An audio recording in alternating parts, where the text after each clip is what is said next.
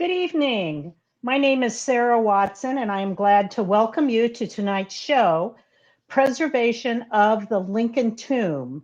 This is part, as probably most of you know, of our series of Looking for Lincoln Conversations.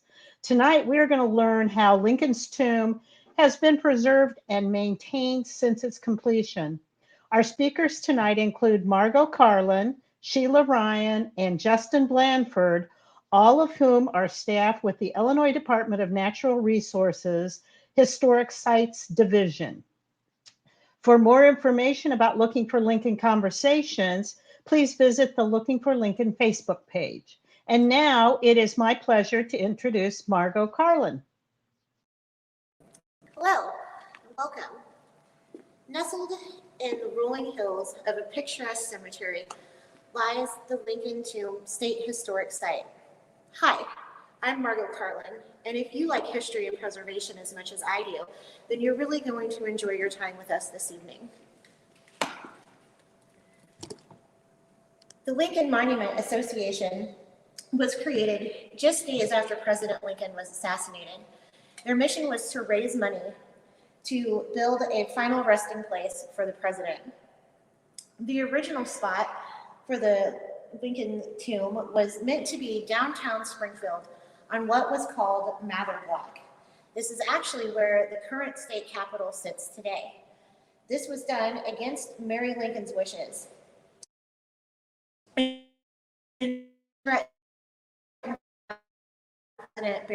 Chicago or under the United States in Washington, D.C., as Congress had planned.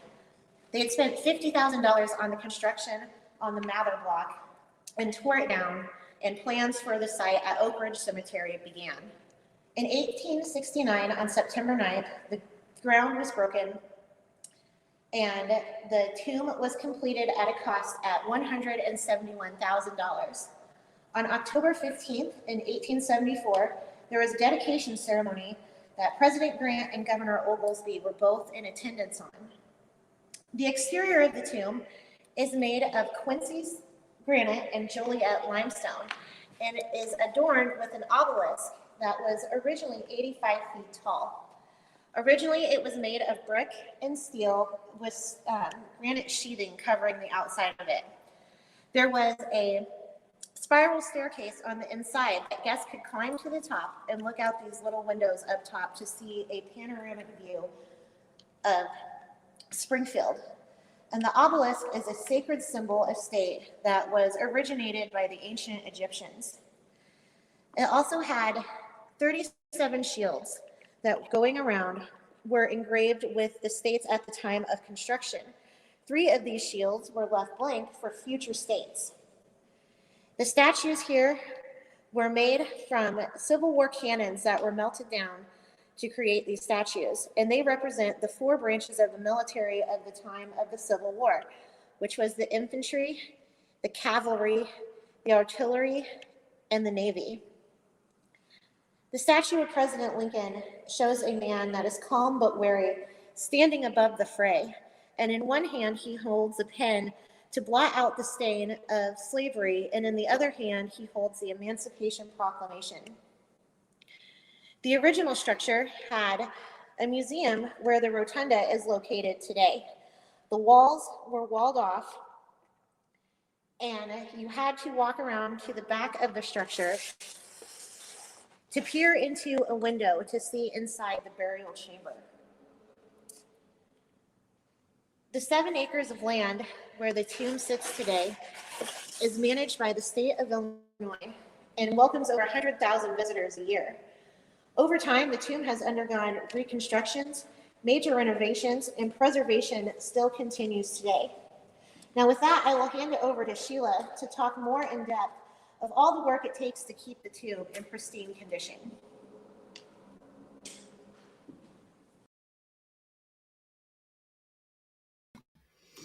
All right, we're giving them just a second to reset, and then we will turn it back over to Sheila to learn more about the preservation of the tomb.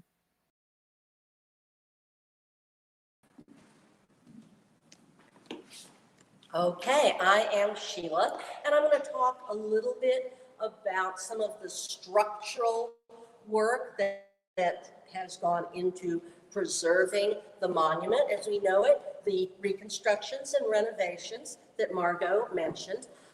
First, though, Heather, if you could cue up that title slide, the first slide on the PowerPoint. We're already there? Great. I do want to try to clarify what I'm talking about when I speak of preservation. Sometimes the words preservation and conservation are used interchangeably, and honestly, the distinction is not clear. The use has varied over time. It depends on where you are. Are you in the United Kingdom? Are you in the United States? But when we talk about preservation here, when I talk of some of the historical preservation efforts, and then later on, Justin Blanford addresses the current situation with respect to preservation, what we're talking about as compared to conservation is a larger umbrella term than conservation. What we're talking about is something that implies long-term planning and management. Conservation, as I use it, often refers to individual treatment of an artifact or an object, a sculpture, for instance. Or, for example, some of you may be aware that recently the Abraham Lincoln Presidential Library and Museum unveiled Lincoln's first inaugural desk, which had been sent to Chicago for treatment and restoration by conservators. Now, that kind of conservation work can be part of an overall preservation strategy. And preservation, as we're thinking of it, addresses not just the structure and the object and repairs that have to be made to it, but such issues as the overall environment, both inside and outside, temperature and humidity, depending, such things as pest control. Also security, the physical security of the things within your site and of the site itself, and also its use. For example, if you allow visitors, or in the case of libraries, researchers, use of your site and your materials, how does access to that impact on preservation? So, Heather, how about we go to the next slide, please? And this is kind of interesting because this shows us, as I believe, the tomb as it was when it was in its early days, before the first major reconstruction work. And if you're familiar with it, you may notice that the proportions of that obelisk look a little bit weird. Well, let me tell you, in this early picture, which we know is before 1901, preservation threats to this structure, this cultural property that we call the Lincoln Tomb, existed from the very outset.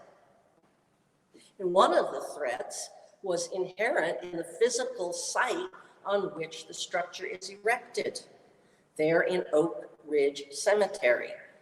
The monument, the tomb, is up on a ridge, it's up on a hill, and that site is comprised of both bedrock and clay, or soil that has kind of a clay-like component to it. Now, the obelisk rested on bedrock, but the footings for everything else, those things Margot showed you, the terrace, the walls, the what we call the burial chamber, but the vault, the mausoleum, the footings for that rested on clay. So you had the normal freeze-thaw cycles that affect any structure were really affecting this clay, which was swelling and shrinking and swelling and shrinking. Also, guess what? There is a natural underground spring that flows underneath and through the site. How was this discovered? Well, one of the morbid fascinations of many visitors to the Lincoln tomb is the attempted theft of the body of Abraham Lincoln. And I'm not going to dwell on that because that's not especially relevant to what we're talking about. But shortly after this attempted theft, the custodian or site superintendent and other people took the casket of Abraham Lincoln and endeavored to excavate another location to place it. And boom, they hit this natural spring and that was when they discovered it. So you get a lot of damp in that area, and that combined with the clay led to a weakening of the entire structure. 1884 was the first crisis for the tomb. It's early in the morning, and I'm going to call him the site superintendent.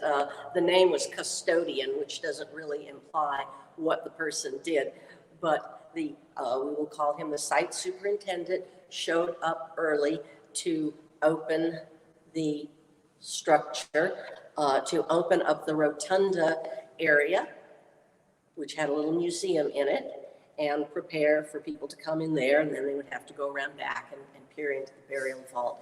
So it's the early morning hours out in this lovely, quiet cemetery that Margot mentioned, and then all of a sudden, boom, a burial vault collapses.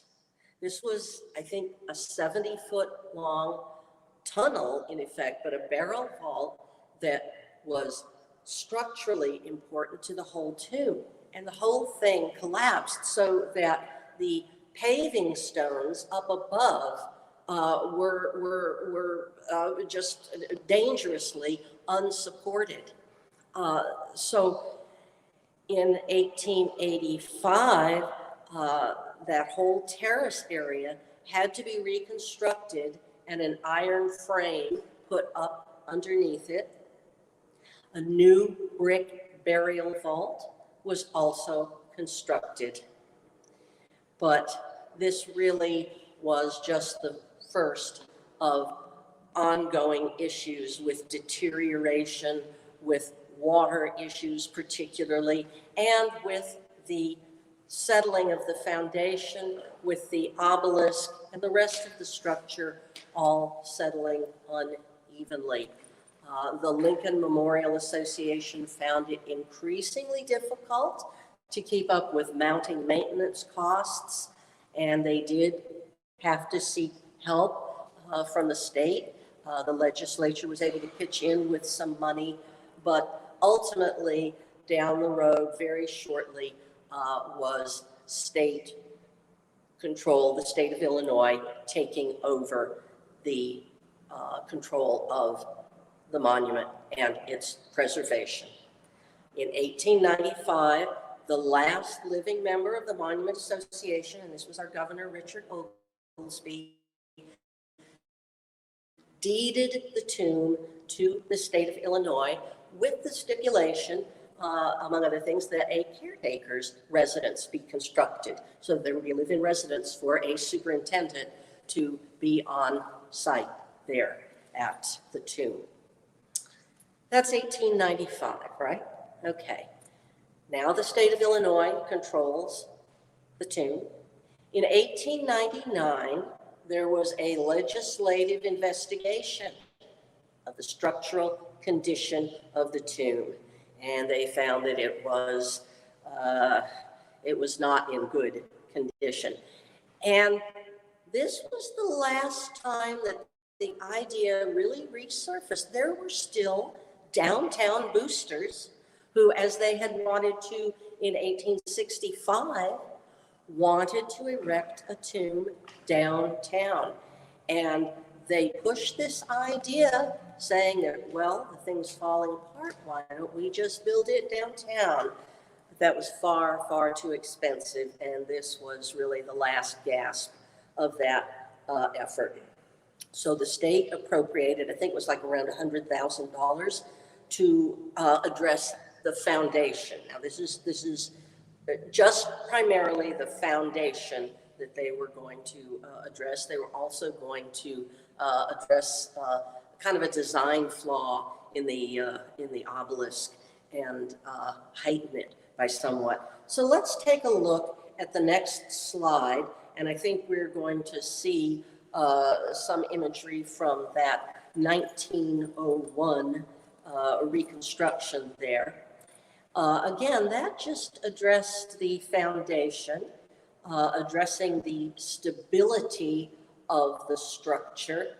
However, you still had people tromping up inside the obelisk on that spiral staircase to look out of the little windows up top. And you still had in the rotunda a museum that was growing ever more cluttered. The whole structure, the monument, was serving a variety of purposes, and it was really straining preservation. The site continued to deteriorate. It was still built on the same bedrock and clay. You still had the Illinois freeze-thaw cycles. So in 1901, this reconstruction was attempted. Could we just go to the next slide, Heather?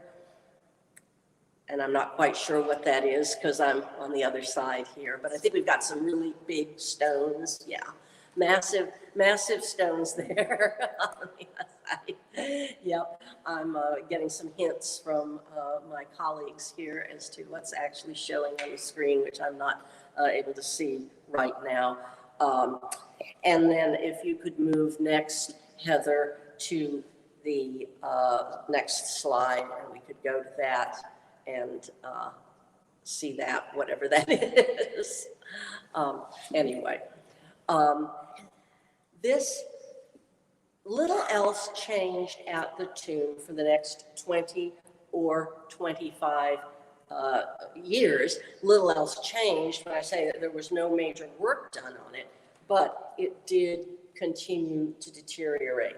There was continuing structural deterioration.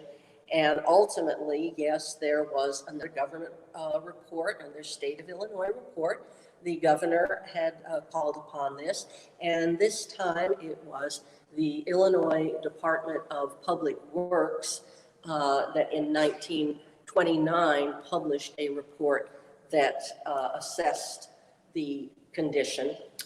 And they discovered that water had continued to damage the masonry. Thank you, Jennifer. Had continued to damage the masonry, that anchors holding stones in place had rusted, joints had washed out, stone was stained, those iron stairs going up the obelisk had rusted. As a matter of fact, the door to that shaft hung from one hinge. Water was leaking down from the terrace. As a matter of fact, on the marble walls in the burial chamber, there were dirt and water streaks that were visible. The electrical wiring was bad. I think at one point there was just a bare naked light bulb in the burial chamber. Water was coming down on that. And also, remember back in the back, people still have to go around back to peer into the burial chamber. This astonished me when I learned it, but there are two bronze doors on either side of what I think was the back door that looks into the old burial chamber. And those were the public restrooms. And the Department of Public Works chided this situation, saying that having public restrooms here was unhygienic. All of these things went together to cause some trouble with preservation. Let's go to the next slide, if we could do that.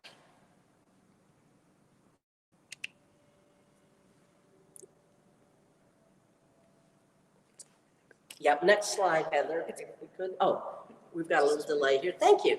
Thank you. Now, this is showing the 1930 reconstruction work in process.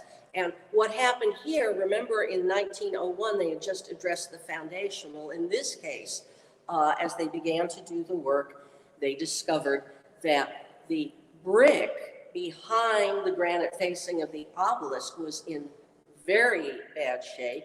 And also, they determined that the original structure had been built, quote unquote, out of square, that the proportions, the measurements were wrong to begin with, and that this was contributing to some of the difficulties. So, 1929 report, and we have got a major, major change of plans, not just going to address the foundation once again and do some stopgap repairs, but the entire monument was disassembled and rebuilt to address the many causes of water damage and other deterioration. Now, this was when there was also an interior redesign. Heather, could we please go to the next slide that shows the interior of this very crowded little museum?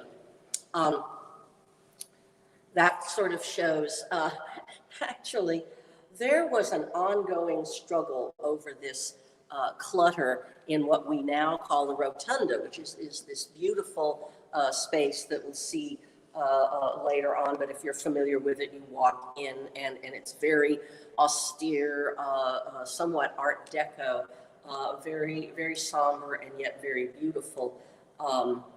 And this was when the interior of the tomb was opened up for smoother accommodation of visitors.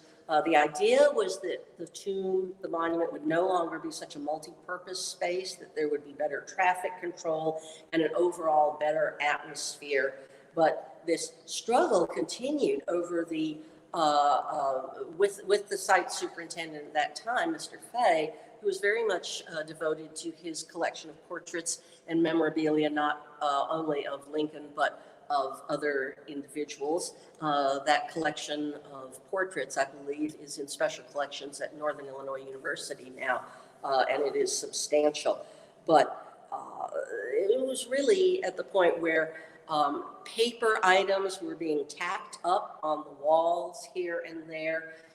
It was honestly, particularly given the damp in the structure, it was a pest control problem. This went back and forth.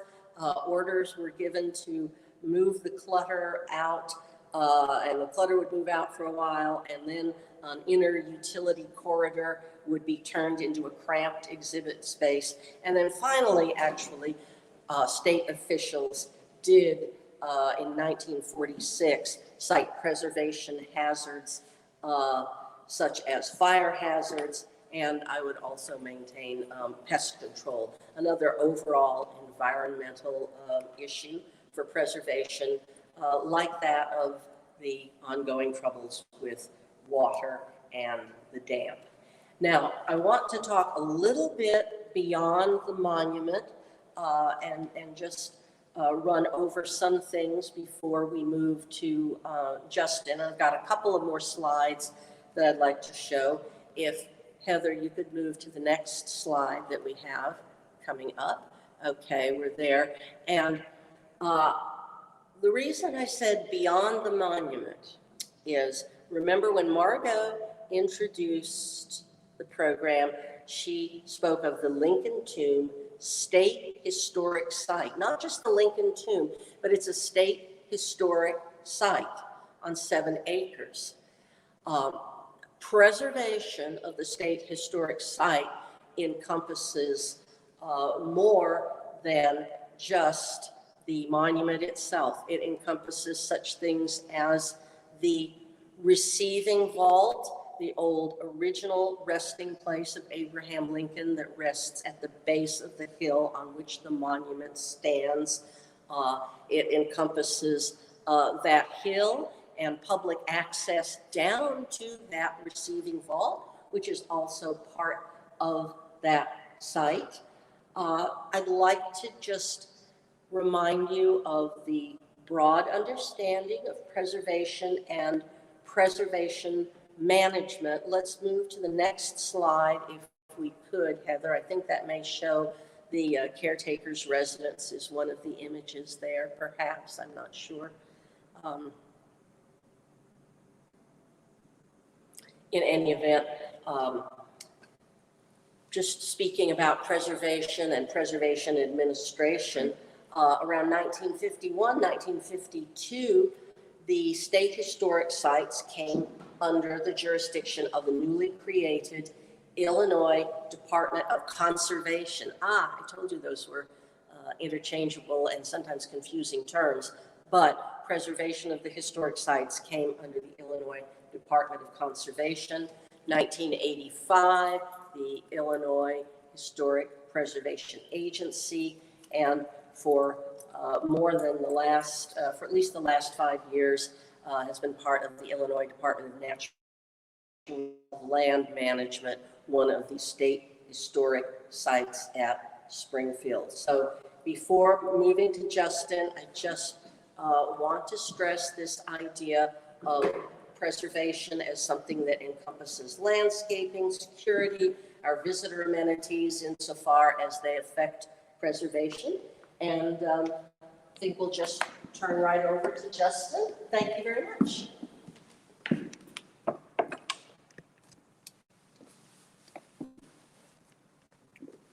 Well, good evening, everyone. I'm Justin Blanford, Site Superintendent for the Historic Sites in Springfield. Delighted to be with you this evening. Before I begin the concluding section, I just want to thank my wonderful team members for doing an excellent job with the orientation and the preservation discussion. Really appreciate their hard work day in and day out as the stewards of the Lincoln Tomb and our other historic sites in Springfield.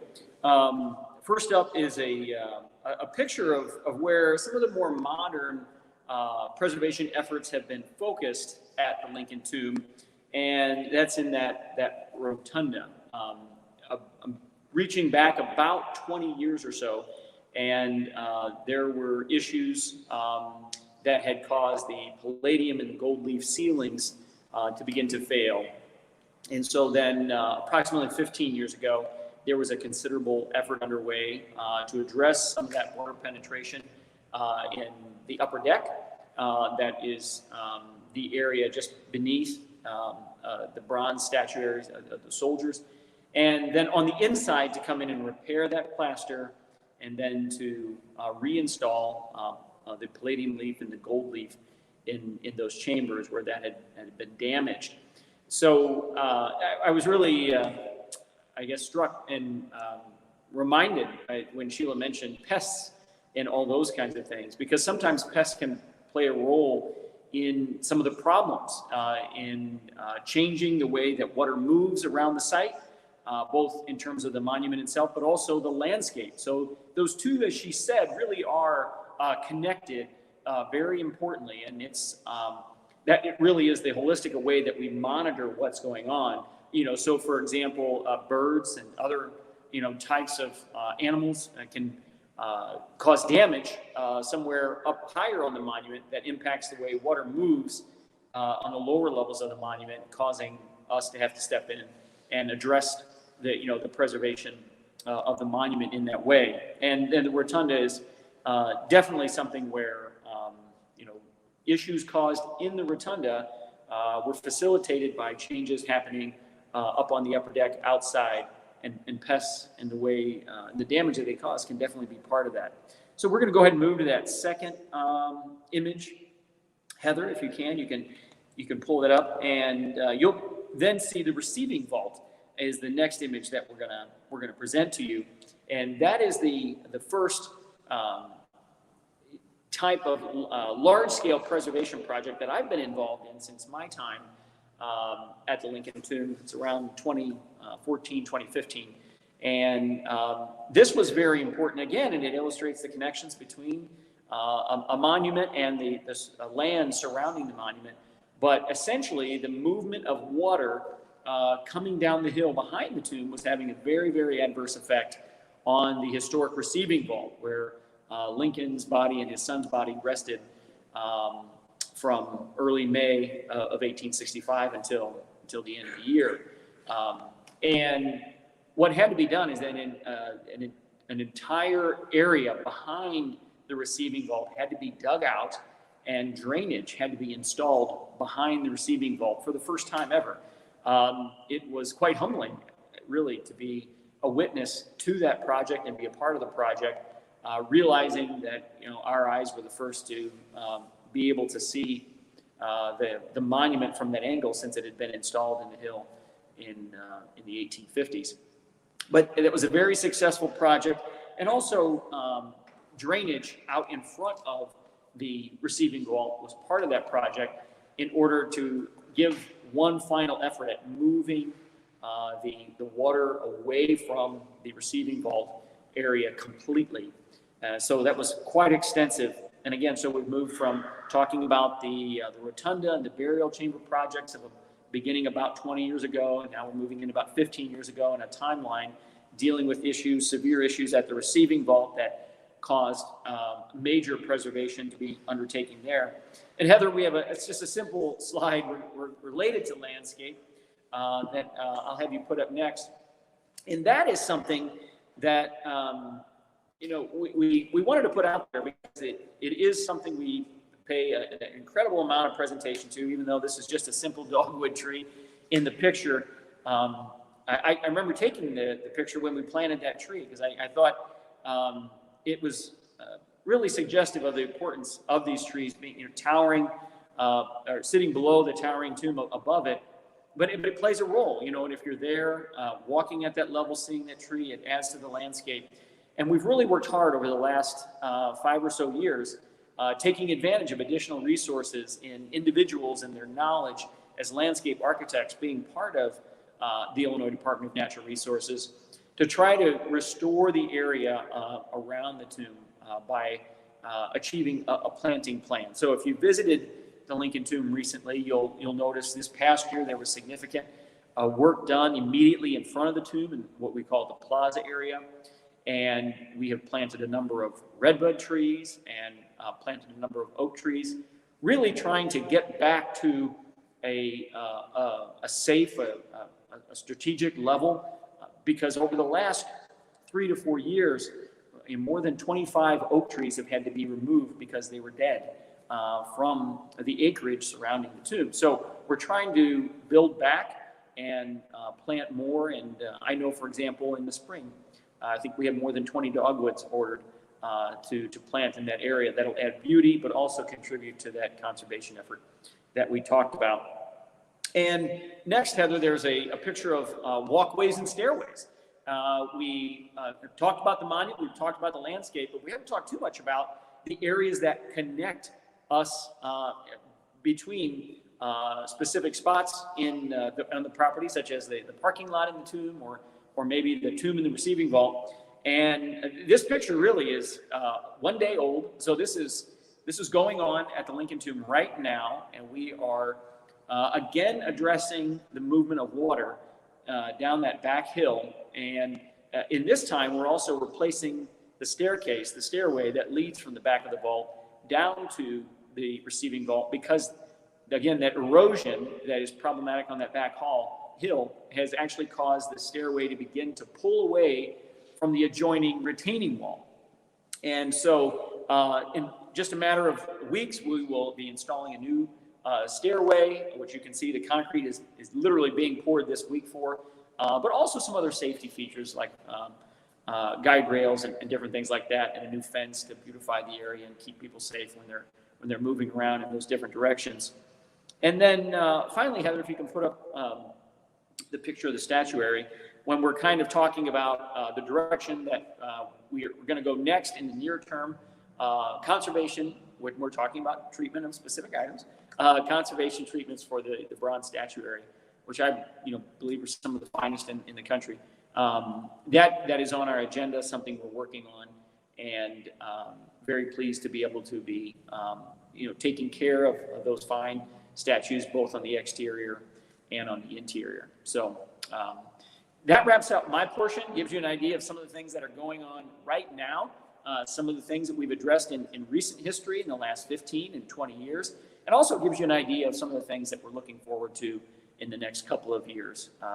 So we want to really, again, thank the Looking for Lincoln organization and the team members, especially Heather, who worked so very hard, and of course Sarah for her leadership. But most of all, we really appreciate this invitation to join you and to share a little bit of in-depth information and some updates with you as well about a place that I'm sure is near and dear to many of your hearts, just as it is to ours, the Lincoln Tomb. Thanks, Justin. Hello, everyone. My name is Heather Wickens, and it is now time to take your questions. In fact, several of you have already started putting questions in the chat. So you can ask questions of any of these presenters tonight, and we will try to facilitate them. But they can all take turns answering your questions. So please start typing them in the chat, and we will get through as many of them as we can in the time allotted. Okay, and our first question came in really early in the program, and I don't know who wants to answer this, so I'm going to ask the question, and then you guys can decide who wants to answer it. But the question is about the observation tower that is inside of the obelisk. They said that why are people no longer allowed up the stairs in the observation tower anymore? Which I think is a great question, because I didn't even know there was stairs in the observation tower. So yeah, whoever asked that, is either aware historically or is somehow knowledgeable that there are stairs, let me clarify, that go to the upper deck. And we rarely allow access to that because of the significant liability. Unfortunately, in the last 20 or so years, with the increasing use of cell phones, and more problematic is the cameras that are attached to cell phones, largely people don't pay very good attention to where they're moving because they're focused on their camera. And the rails that are on the stairways up to the upper deck are not up to code. So they are not high enough to help prevent someone from falling should they lean the wrong way or lose track of where they're at. And there's just significant concern after observing guests on the upper deck many years ago that people really aren't paying enough attention. And we simply don't have enough people to try to enforce that, but we couldn't allow it anyway because of the guidelines that are on railing now for accessible public buildings. And our agency has looked into notions about changing the monument. And at this time, we've decided against that in order toward the preservation of the monument as it was built. So we realize that it is a bit of a sacrifice not being able to go up to the upper deck to view more closely the statuary and the rest of the monument. However, I am pleased to say that we are working on some other ways that we can share that information and share that perspective. And we're looking forward to getting some of those out next year and making those accessible to help people see, through videos, for example, a little bit more detail that you can take in from that level. So in short, it's very dangerous to be on the upper deck. And in the world that we live in, we have to take into consideration those kind of liabilities in a place that, attracts, well over 150,000 people a year. So, but thanks for the question. Yeah, that was one. And then there's a follow-up one. So earlier in the presentation, and I think it was Sheila, talked about how at one point there was an observation thing up inside the obelisk. Is that gone now because of all the work that was done? No, it is still there. There's and it's not a staircase though. So I want to make sure we clarify. There are stairs up to the upper deck, and then there are a series of rungs that exist inside the middle of the obelisk. And if walking up the stairs would be at least a more than moderate liability, the middle of the obelisk would be severely dangerous. I would think. while it may have been commonplace somewhat in the late 19th century for an occasional guest to do that, it's nowhere in the realm of possibilities in the world that we're living in today. That makes complete sense, but that was a question that I thought was No, very that's why I love the conversation, that these kind of dialogues. And there's a lot of people that probably never knew that there were rungs that did go to the top of it. They're not accessible, so don't worry about it. But it's just not something that's very safe. Oh yeah, I can imagine. Okay, I think this next question might be for Sheila. Great, she's All right right. here. Yay. Okay, Sheila, there was a question about what happened to, you were talking about the museum that was inside of the tomb. So the question is, what happened to the museum items in the museum? Like, what happened to them? Like, where did they go? If you know the answer to that question. I do know that the curator, the custodian, the superintendent at that time, Herbert Fay. There is a Herbert Fay collection at Northern Illinois University in DeKalb, and I know there is some material there. I have to say I do not know where some of the other material memorabilia was dispersed, whether to private collectors, whether to the Illinois State Historical Library. But I'll be happy to look into that for someone, or if there is someone out there who knows, who can type that into Heather, that would be great. But I'd be happy to follow up on that. And I believe that our state historic sites were dnr.historicspringfield@illinois.gov. And one way or another, that will be filtered through to somebody, and that can be passed along to me personally. And I will be happy to look into that and get back to you. Thank you for asking. It would be an interesting thing to know. Yeah. Okay. So I can answer this question. The question was, where are you guys presenting from? And they are presenting from the Old State Capitol currently, not the Lincoln Tomb. That's where they are currently presenting from. Okay. All right. Here is another question, and I'm not sure who the best person to answer the question is. Why wasn't the temporary vault saved as was the receiving vault at the bottom of the hill? I don't know. Justin, can you address that one maybe? Yeah, I think so. My understanding of the situation is that the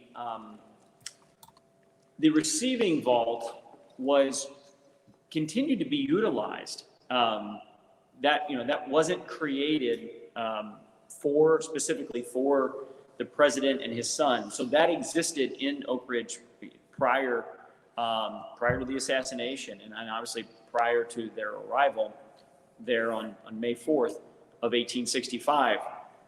However, the temporary vault was created specifically for the purpose of the Lincoln family, while the current monument and burial place were being prepared.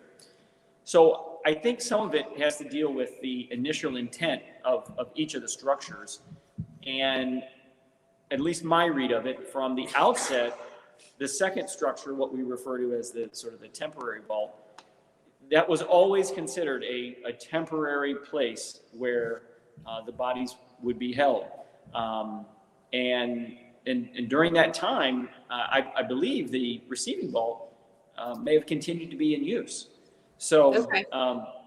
I also think one of the things that I've learned, during the time is that the way that we think about mourning has changed significantly over time, in the last 150 years.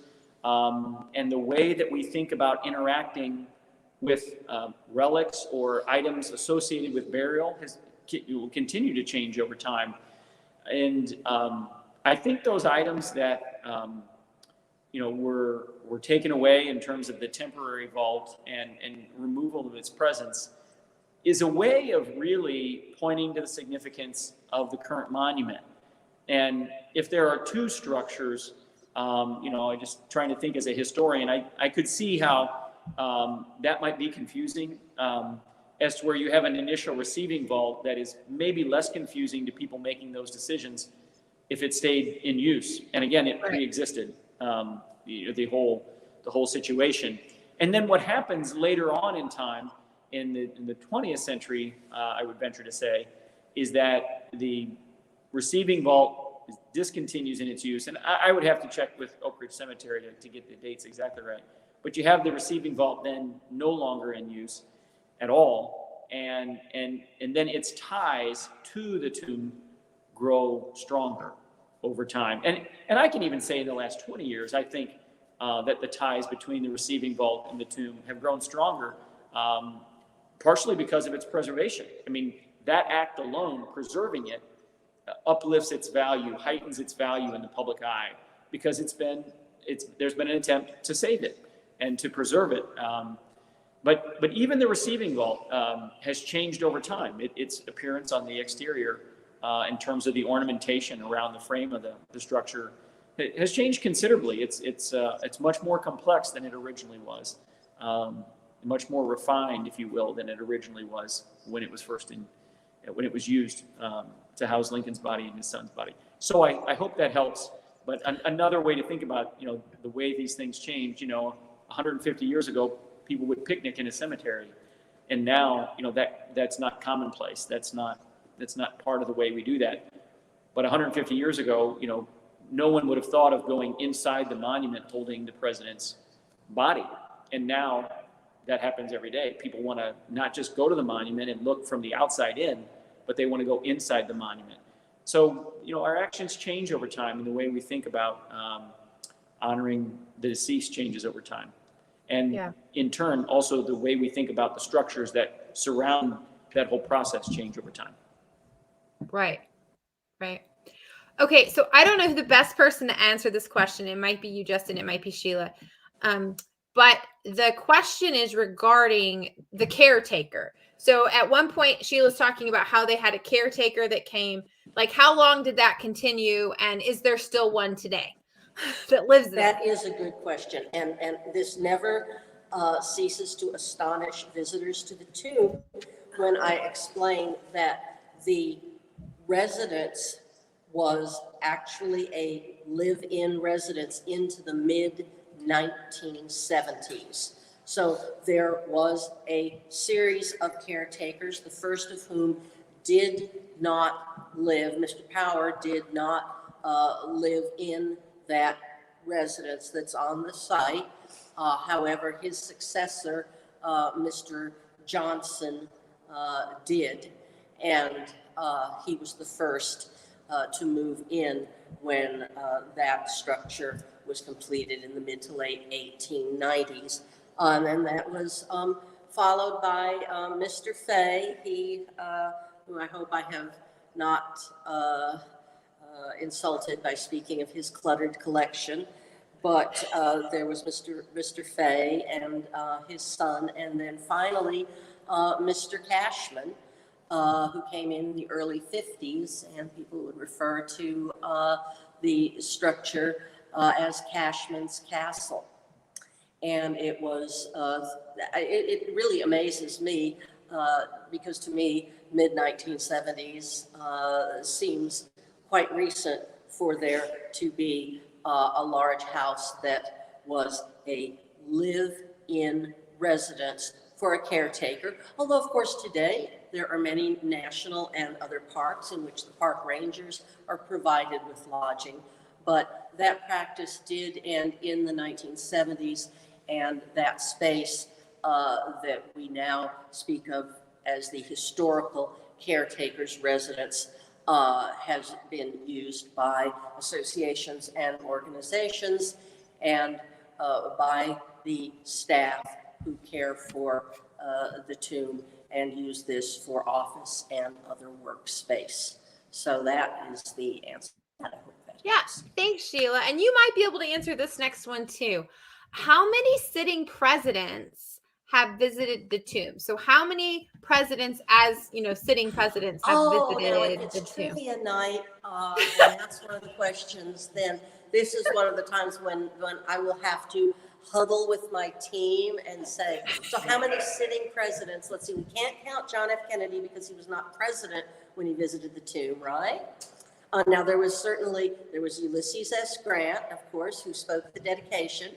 And then when the second reconstruction, the 1930 reconstruction and renovation of the tomb, President Hoover was there. But I bet there's someone maybe in the audience who knows the answer to that. But I would have to huddle with Huddle with the team. But that's now Liberace visited the tomb. I do know that, but he doesn't qualify as a sitting president. He's not a president, Sheila. There are certainly a number of notable, otherwise distinguished and otherwise notable individuals who have visited, and I'm just right now thinking of the examples of those who were at dedications or rededications, being President Grant and President Hoover. And anything else would be a little bit guesswork on my part. And okay. Well, thank you for an honest answer. Okay, so this actually gets to another question. We have one viewer who's interested in some books about the tomb. So I'm assuming between you guys might have some good recommendations of some books, perhaps, about the Lincoln tomb. I know that we have some bibliographies. Again, if you would like to either pass that along to Heather or post that otherwise, or write to us at dnr.historicspringfield@illinois.gov. We do have some bibliographies available that we could provide you with. We'd be very happy. Okay. Happy Yes, to do that. I will put that in the chat, the link in the chat, or the email address in the chat when we're done tonight, so that people can, if they're interested and have questions like that, they can just email you guys directly, and that way they can they can answer the question. Yeah, we would like to continue the engagement and follow through on that. So thank you very much for doing that, Heather. Okay. So we are we are winding down to the end of our questions.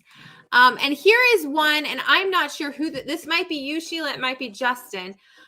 There's a question about, you guys were talking about the original tomb site, the one that's downtown where now the old state, like not the old, but now the new current Capitol is, which is no longer new, but the new Capitol.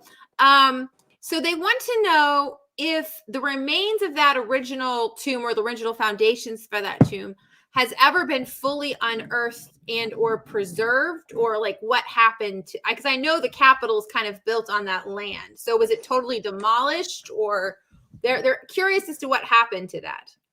My understanding is that in recent years, in the connection with other work on the Capitol site, that the foundations of that were turned up, because of course it was never completed, it was never built, but a foundation was laid. My understanding from other area historians here in Springfield is that, again, recently in connection with other projects on the state Capitol grounds, that the foundations were turned up. I do not know what the current status of those are, if they were simply left, as they were found, or exactly what. But they certainly did still exist there on site until fairly recently, and they may still. Okay, thank you. All right, so for our last question for the night, you guys have done an excellent job, and I want to thank you guys so much. But if someone wants to come and visit the Lincoln Tomb, Sheila, when is it open and how can they do that? I know the answer. We all know the answer. This is one that I can state with confidence, that the Lincoln Tomb State Historic Site is open from 9 a.m. to 4:45 p.m. That's important, 4:45 p.m. daily, and that's every day of the week. Now, when I say open, that means that visitors are able to enter the structure, go into the rotunda, and go back to what we call the burial chamber, which is the final resting place of Abraham Lincoln, Mary Todd Lincoln, and 3 of the 4 Lincoln sons. The cemetery itself opens in the winter at 7 o'clock in the morning, and they lock the gates at 5:30. So, of course, visitors are welcome to come out to the site as a whole and walk around outside between the hours of 7 a.m. and 5:30 p.m. However, if you do wish to go inside, as most visitors do, that's possible between 9 a.m. and 4:45 p.m. every day. Awesome. Thank you. Thank you so much, Sheila. I want to thank Justin and Margot. You guys did such a great job tonight. Thank you for joining us. Thank you to our audience for tuning in. Everybody have a great evening, and we will see you for our next show. Thank you, Heather and Sarah.